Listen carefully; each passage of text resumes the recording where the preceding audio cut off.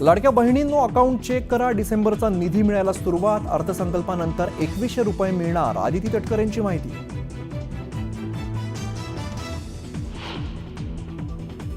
संभाजीनगरमध्ये कंत्राटी कामगाराचा क्रीडा विभागाला 21 कोटींचा गंडा, 13,000 पगार, गॉगल हिऱ्यांचा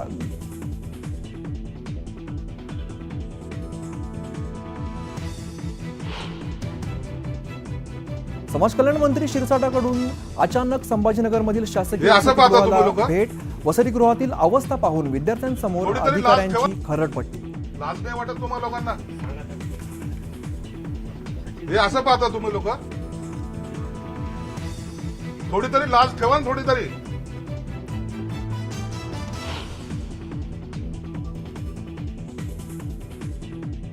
बच्चू कडूंनी घेतली नितीन गडकरींची भेट, भाजप विरोधात लढणाऱ्या कडूंनी गडकरींची भेट घेतल्याने चर्चा नवधाण।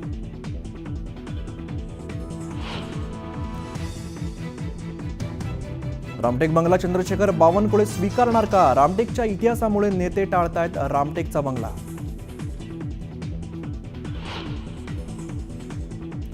खातेवाटपानंतर आता पालकमंत्री पदावरती नजरा, मुंबईच्या पालकमंत्री पदावरती शिवसेनेसह भाजपाचा सुद्धा दावा, पालकमंत्री पदावरून दोन्ही पक्षांकडून लॉबिंग सुरू।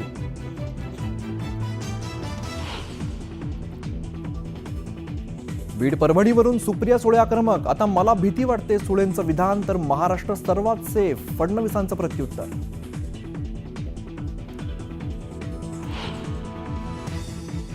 मनोज जरांगेंचा सरकारला इशारा, मनोज जरांगे उद्या घेणार पीडित कुटुंबियांची भेट।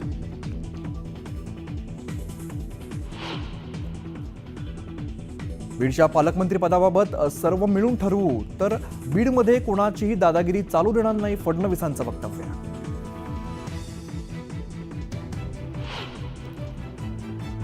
विधानसभा निवडणुकीबाबत काँग्रेसने केलेल्या तक्रारींना निवडणूक आयोगाचं सविस्तर उत्तर, 50 विधानसभा क्षेत्रात मतदार वाढल्याची तक्रार फेटाळली।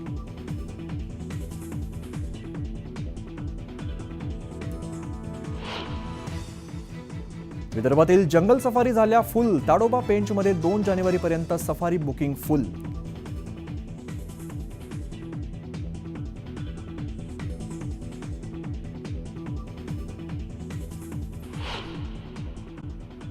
महत्वाची बातमी येते, बीडच्या मसाजोगचे सरपंच संतोष देशमुख यांच्या हत्या प्रकरणावरून भाजप आमदार सुरेश धस यांनी पुन्हा एकदा धनंजय मुंडेंवरती निशाणा साधलेला आहे। या प्रकरणातील मोठा आका हा केवळ खंडणीचा नाही, तर 302च्या गुन्ह्यातील मुख्य सूत्रधार असल्याचा आरोप त्यांनी केलेला आहे। बीड जिल्ह्यामध्ये गँग्स ऑफ वासेपूर झालं असून काय अराजकता माजली आहे हे तिथे गेल्यावरच कळेल, असंही ते म्हणाले। या अराजकता माजवणाऱ्यांना आता बिनभाड्याच्या खोलीमध्ये पाठवलं जाणार असल्याचा घणाघात त्यांनी केलेला आहे। धनंजय मुंडे यांचं वागणं गेल्या 5 वर्षात बदललेलं असून कोण होतास तू, काय झालास तू, असा सवाल धस यांनी केलेला आहे। बीडचे आधीचे पालकमंत्री यांनी आपलं मंत्रिपद भाड्याने दिलं होतं, आता फडणवीस किंवा अजित पवारांनी पालकमंत्रीपद स्वीकारावं अशी मागणी त्यांनी केलेली आहे।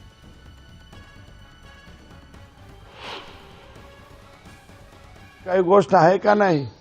बीड जिल्ह्यामध्ये काय राहिलंय कायद्याचं? आता जे आहे हे जे गार्डियन वगैरे म्हणत होते स्वतःला, त्यांच्यामुळं या बीड जिल्ह्यामध्ये मी ते गँग्स ऑफ सफेपूर का वसेपूर म्हणलं, याच्या पलीकडे काय तयार झालंय?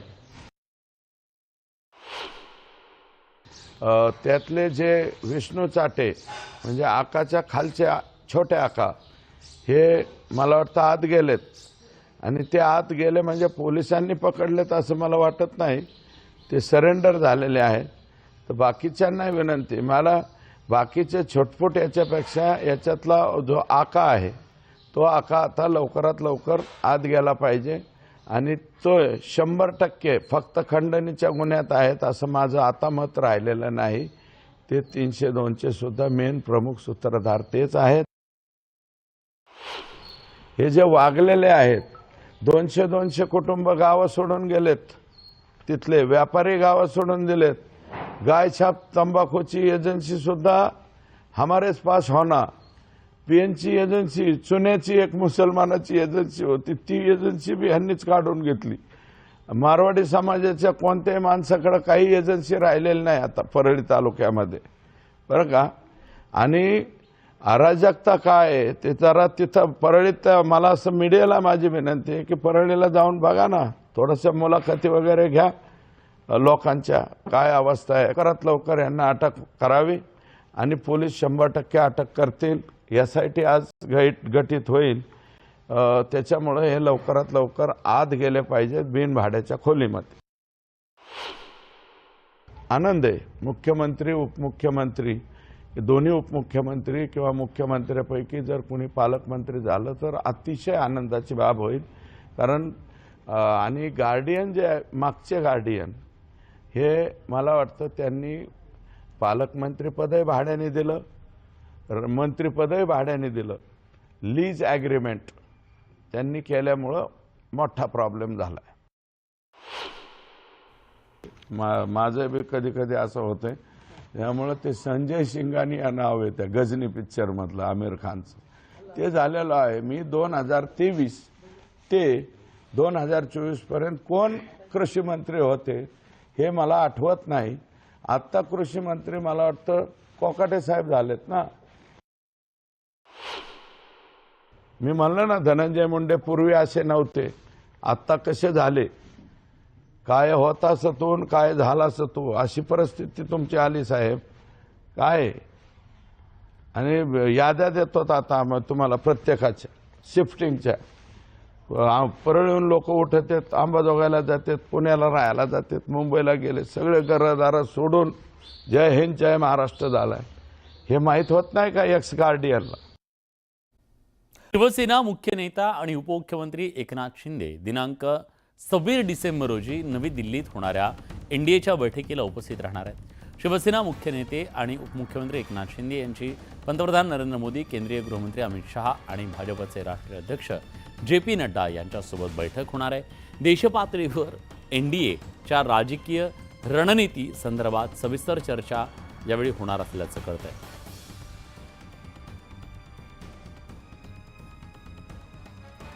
तर आता NDAच्या या बैठकीमध्ये NDAचे प्रमुख घटक सहभागी होणार आहेत आणि महाराष्ट्रामधला प्रमुख घटक असलेली शिवसेना ही सुद्धा NDAच्या या बैठकीला उपस्थित राहणार आहे. उदय जाधव आपले प्रतिनिधी आता आपल्यासोबत आहेत. उदय, काय तपशील आहे? शिवसेनेचे मुख्य नेते आणि उपमुख्यमंत्री एकनाथ शिंदे 26 डिसेंबर रोजी नवी दिल्लीमध्ये दाखल होणार आहेत. NDAची महत्त्वाची बैठक या नवी दिल्लीमध्ये आयोजित केलेली आहे. NDAच्या सर्व घटक पक्षांचे प्रमुख नेते या बैठकीला उपस्थित राहणार आहेत. शिवसेनेचे मुख्य नेते म्हणून एकनाथ शिंदे हे देखील या बैठकीला उपस्थित राहणार आहेत. या बैठकीमध्ये सर्व पक्षीय नेत्यांची महत्त्वाची बैठक तर पार पडणारच आहे. मात्र ही बैठक झाल्यानंतर पंतप्रधान नरेंद्र मोदी, केंद्रीय गृहमंत्री अमित शहा आणि त्याचबरोबर भाजपचे राष्ट्रीय अध्यक्ष JP नड्डा यांच्यासोबत शिवसेनेचे मुख्य नेते आणि उपमुख्यमंत्री एकनाथ शिंदे यांची स्वतंत्र बैठक होणार असल्याची शक्यता देखील वरिष्ठ सूत्रांनी दिलेली आहे. एकूणच आपण पाहतोय की येणाऱ्या पुढच्या ज्या काही निवडणुका आहेत, विशेषतः स्थानिक स्वराज्य असतील, महापालिका असतील आणि इतर निवडणुका असतील, या संदर्भातली राजकीय गणित आणि रणनीती संदर्भात ही महत्त्वाची बैठक होणार असल्याची माहिती मिळते.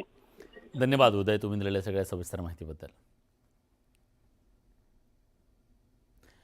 कर्नाटक सरकारनं अलमट्टी धरणाची उंची वाढवल्यास सांगली आणि कोल्हापूर नव्हे तर कर्नाटक राज्यातील गावंही जलमय होतील अशी भीती स्वाभिमानी शेतकरी संघटनेचे नेते राजू शेट्टींनी व्यक्त केली आहे. तसंच अलमट्टी धरणाची उंची 5 मीटरनं वाढल्यास सांगली आणि कोल्हापूर जिल्ह्यातील महापूर 1 महिना थांबेल, मात्र नदीकाठची घरं उद्ध्वस्त होतील असं राजू शेट्टी म्हणाले.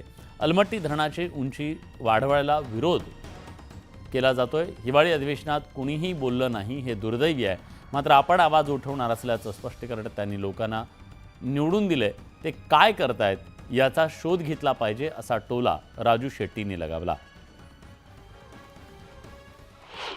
जुलैमध्ये आणि ऑगस्टच्या पहिल्या आठवड्यामध्ये प्रचंड पाऊस पडत असतो आणि त्यावेळी नद्यामधून वाहणारं जे पाणी आहे ते पाणी पात्रामध्ये मावत नाही म्हणून पात्राबाहेर पडलेलं असतं.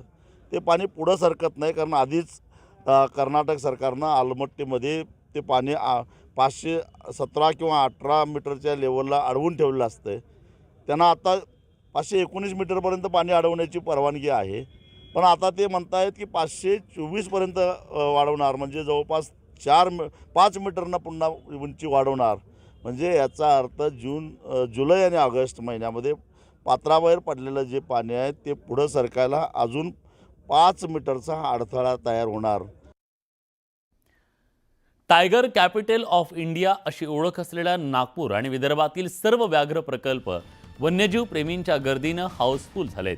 अनेकांनी जंगल सफारीची बुकिंग केल्यानं ऐटदार आणि रुबाबदार वाघ बघण्यासाठी पर्यटकांना प्रतीक्षा करावी लागत असल्याचं चित्र आहे. विशेष म्हणजे ताडोबा पेंचमधील सर्व सफारी गेटच्या ऑनलाईन बुकिंग 2 जानेवारीपर्यंत उपलब्ध नाही आहेत. त्यामुळे आता जर तुम्हाला ताडोबाला जायचं असेल तर पुढच्या वर्षीची वाट पाहावी लागणार आहे. ताडोबाला जाताय तर मग आता विदर्भातल्या या जंगल सफारीचं गेटचं बुकिंग फुल झाल्याची माहिती तुम्हाला असायला हवी.